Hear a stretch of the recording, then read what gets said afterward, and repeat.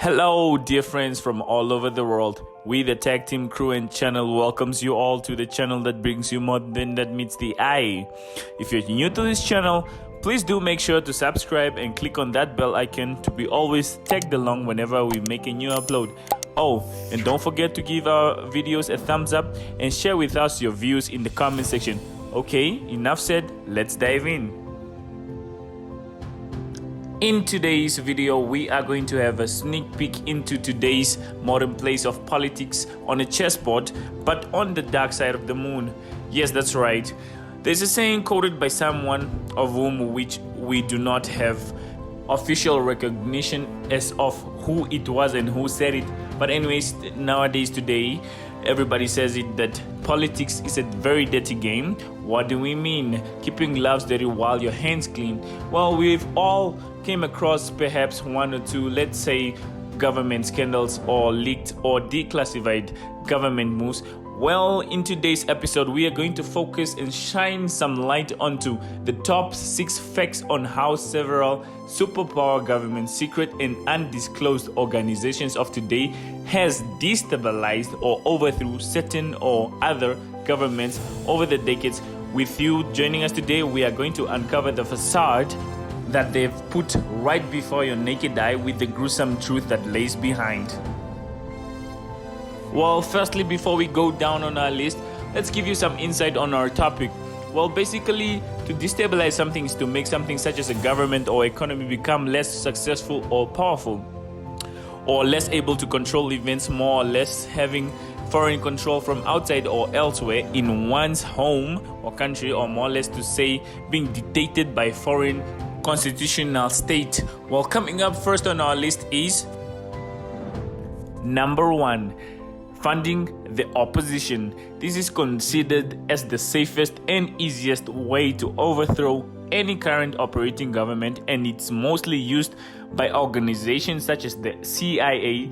Depending on the current state of any country's political affairs at that time, the CIA tends to capture trust of the opposition.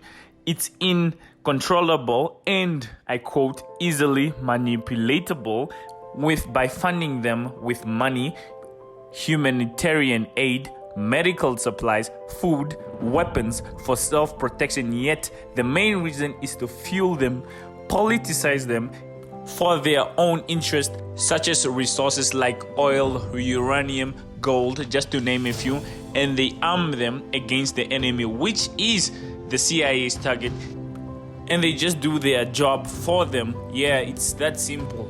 Keeping gloves dirty while my hands clean. And mind you, it easily escalates the whole country to have a civil war, or even worse, a military coup. Declassified examples like what happened in Vietnam in 1963 by buying off the top official Vietnamese generals just to turn against their country's commander-in-chief, Ngo Dinh Diem. Similar instances are like of what happened in Brazil and Guatemala. Coming up at number 2 is causing chaos or panic amongst the nation's citizens. This is another yet very strategic or tactical way of overthrowing any ruling government by simply creating unviolated disorders within any government or country by changing the minds of those being governed by it, such as taking away the education for the youth for them not to see a brighter future, tear down their faith by destroying their monumental idolized figures, make them walk barefoot right beside their own shoes, buy off their leading edge ruling party supporters, promise the suffering and poor change, and funding street protesters without them knowing the real reason behind, which is the main key. And I'm pretty sure you get what I mean. As in yourself, you have come across the people who are protesting. So next time you do, you don't just join and support. Better think twice before you go out there and start marching without thinking the motive behind Black Lives Matter, as if like any other life had a color. Don't be racist, all lives matter. Coming up on number 3 is enforcing a military coup.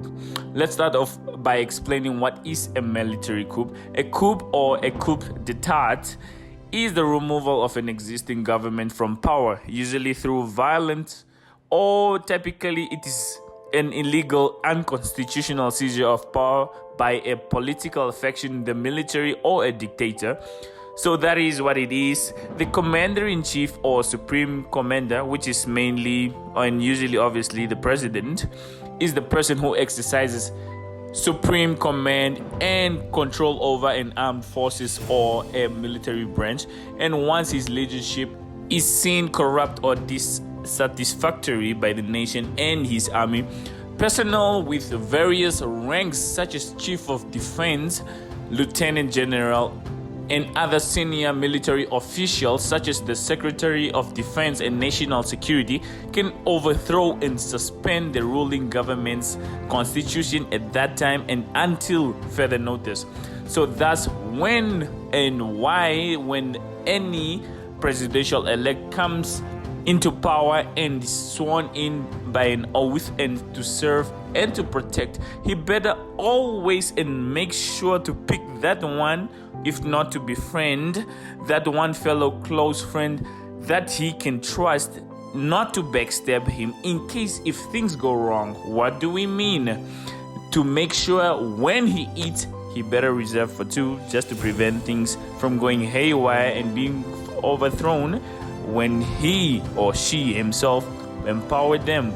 So if you happen to wake up in the morning and the first thing you see or hear on the radio or the television and you hear the military speaking, it's either a declaration of war or very, very, very bad news for the president to pack his bags, go and don't come back. Example, ex-Zimbabwean President Robert Mugabe in 2017.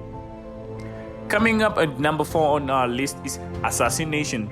Presidential elect or individual personnel, national or liberal influence assassination is another option for the government's organizations such as the CIA for the US, MI6 for the Great Britain, and the KGB of modern Russia. The killing or assassination of leaders to install a superpower approved party is always nearby the top of the list for the CIA, MI6, and the KGB.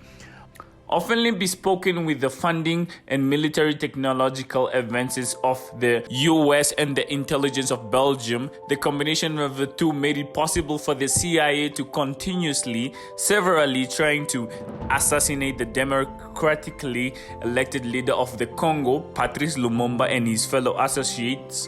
And they succeeded in 1961 by being shot in the head and dissolve his and or maybe their corpse in acid so that they leave nothing or evidence of him left behind in existence. Other examples, just to name a few, are the likes of Saddam Hussein to take control of the Persian Gulf oil trades and accuse him of having WMOs, which stands for weapons of mass destruction, which he did not possess.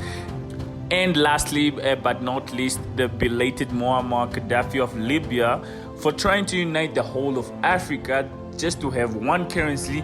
And this really pissed off the American government since it was ruining the US government plans and trade pattern. Coming up at number 6 is the media takeover. Superpower organizations such as the CIA, KGB, and MI6 will buy and take control of any, if not all, communication outlets or tools used to store and deliver information or data to the public or nation. What are we talking about? We are talking about newspapers, TV, radio stations, magazines, the internet, and even advertisement agencies, just to change the public opinion and enforce anti-government rhetoric on a large very scale at once, which is the art of effective or persuasive speaking or writing, especially the exploitation of figures of speech and other compositional techniques. The likes of what happened in Italy during the 20th century. The CIA had more than 40% shares of the Rome Daily American just for media control and to keep it from falling into the hands of the communists. And even one of the former CIA officials said in the testimony, saying that, and I quote, "It's easier to buy a reporter than to buy a newspaper," which we have done. So they control it simply from the top by keeping many of the reporters and foreign journalists on their payroll. Bingo. I know. Smart move. Rounding and wrapping up everything at point number 6 on our list is economic assassination. You see, these guys, they know what they do, and they know themselves by self-proven to themselves with several hundreds of mission success and satisfaction that they're good. And with a joke on a serious face, they know it too. You see, they slaughter any of their targeted countries' economy by using overt and covert operations. And what do we mean? By doing things in plain sight or undisguised, and some of the things are always kept behind closed doors. And with such operation, they can cause any country to be hit with an embargo, which is an official ban on trade or other commercial activity with a particular country, or even several, if just to make matters worse. This particular strategy was implemented, or let's say put to test, in the 1970s against Chile. President Richard Nixon of the US at that time told the CIA, and I quote, "make their economy scream." The CIA, in collaboration with 3 Chilean groups, which were planning a military coup against the president of Chile, President Allende, and they succeeded in 1973 when General Augusto Pinochet replaced Allende in a military coup. Yeah, I believe by now you're getting the hang of it, like how to roll with the big dogs. Yeah, I know. Well, just to round up the finale, we were happy to share with you this video about some of the things that we researched about on how to destabilize, control, or overthrow a foreign government. Did we leave any interesting quirks and tweaks that you want to know or ask about? Please leave it all in the comment section and we'll answer you shortly. And do feel free to share with us some of the stuff that you want us to make videos on in the future. Please do make sure to subscribe, and please do not forget to hit that bell icon and give our videos a thumbs up, and wait up for more uploads from the tech team, crew, and channel. Be kind to one another, and peace out. Goodbye for now.